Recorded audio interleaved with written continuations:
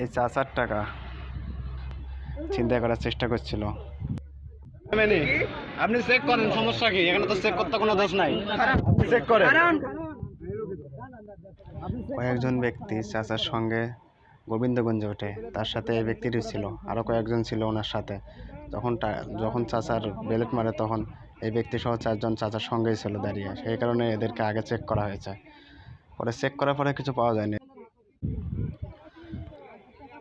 চাচাকে বেলেট মারার পর টাকাগুলো সব নিচে পড়ে গেছিল। পড়ে যাওয়ার পর সব টাকা উঠে আবার গণা হয়েছে।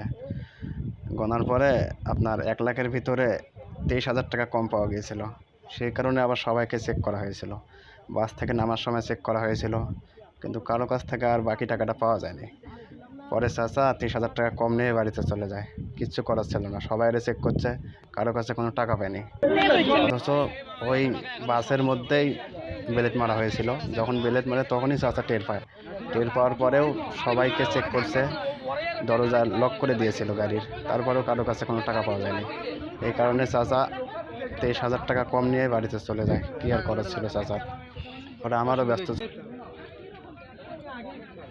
গাড়ি থেকে নামার সময় আবার সবাইকে চেক করা হয়েছে, সবার ব্যাগ চেক করা হয়েছে, সব কিছু চেক করা হয়েছে, কিন্তু কারো কাছে কোনো টাকা পাওয়া যায়নি।